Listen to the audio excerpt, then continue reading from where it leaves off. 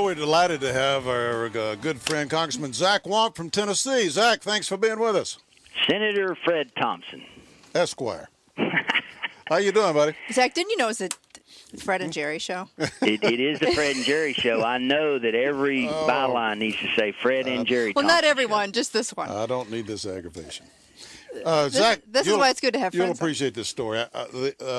We were just laughing about this. You know, we got a little 3-year-old. He's just started preschool. Just started. Jerry makes sure that she's there to send him off and to take him there every morning. And it's the second day, and he was crying, and Jerry left. And Jerry came back in tears and everything. She's been worried all morning. She just called Sammy. He's at home now. They stay a couple hours a day. She got Sammy on the phone, and Sammy said, "What you want? what do you want, Mom? What do you want, Mom? Why are you calling me? Why are you bugging that me? whole crying thing about you leaving, you know. Why are you bugging me? We're way over that. That's the question I have to ask myself many, many times a day.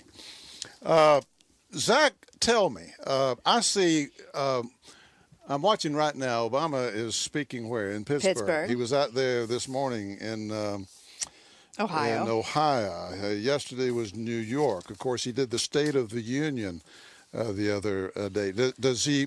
Well, joint session to joint session. I said Congress. State of the Union. I keep saying that joint session. And does he? Is there such a thing as overexposure anymore? I mean, does he think that his personal charisma is going to make up for any problems that people have with the policies that the polls indicate are not in favor?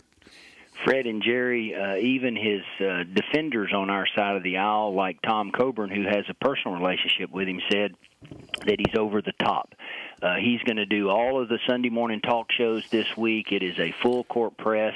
He frankly came in almost lecturing everyone last week, and it is over the top, and I don't think they really understand how people are afraid of what this will mean and what this will do, and you add that to the debt, the recklessness of the approach that has been taken. I know we didn't do the right thing as Republicans, Fred, for a number of years on spending and holding the line, but they've put it all on steroids, and it's a New Deal kind of a day here, and I think he really sees the government as the great equalizer and that it can somehow solve all the problems of the world in the private sector and the public sector, and everybody's going to get treated exactly the same, and this is his legacy, and now he's into this thing. And instead of coming before the American people and saying, okay, I'm listening, let's hit the reset button, let's try to include both parties, let's listen to all the good ideas of ways to make health care better, they're going to try to use the bully pulpit and his ability to read a speech, and convince the American people that they're right and that he's right and that we're wrong.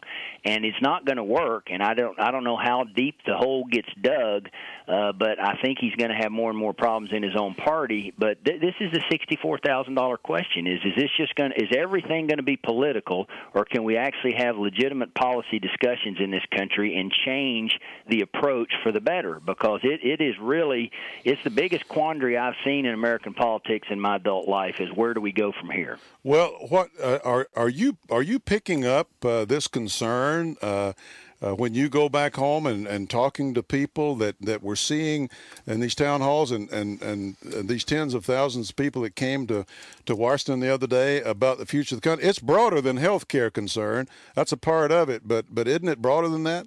It is, and it's a concern about the direction of the country and uneasiness about how much, frankly, Wall Street is in bed with the executive branch, and it was both the last executive branch and this executive branch on the one-year anniversary of Shearson Lehman and the beginning of the cascading effect, and can we trust the Federal Reserve, and is this country now extending credit to people that can't pay it back, and how much of this still exists, and all this uneasiness is much broader than health care. Health care is just like a hammer and a nail coming down on a corpse almost, and people are really, really worried about it. I did events in all 9 congressional districts in Tennessee because I'm running for governor during August. I normally would do them in mine, my district, but I did them all across Tennessee.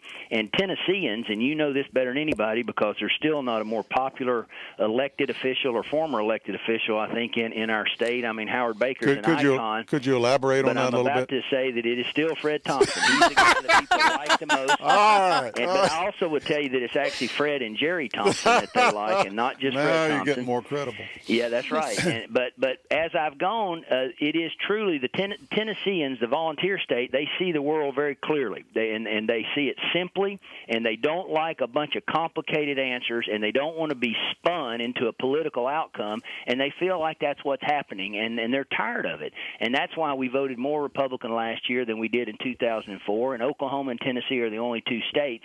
And frankly, I'm proud to be from Tennessee because people just don't trust the federal government anymore, and there's plenty of good reason for that. Well, it's compounding every day when they see that the government has apparently doled out upwards of $50 million to an outfit like Acorn. And I noticed where this administration that said Acorn was not going to have anything to do with the census has now told Acorn that they can't have anything to do with the census. Well, and even the Democrats in the Senate yesterday could not defend Acorn. Well, I saw where it passed over in the Senate 83-7. You know who those 7 are? I bet you they're from Illinois. Yeah, 2 of them are from Illinois. Well, they are. They are. Yeah, I know that both Illinois senators voted with. They know where their money comes Acorn. from. You talked about the state of the. I said it again. You talked about the joint session speech the other night, Zach. What was that? What was your impression of that? Could you elaborate on that a little bit? Was it total? He mentioned some Republicans, and then he seemed like he was directing everything to his own people. And I just got 30 seconds, Zach. I'm sorry. It was just totally a campaign speech is what it was. It wasn't designed at all to try to change or steer the debate. It was a campaign speech using the bully pulpit of the White House, and a lot of people on both sides of the aisle felt that way. Well, Zach Wamp, thank you very, very much for being with us. Look forward to seeing you.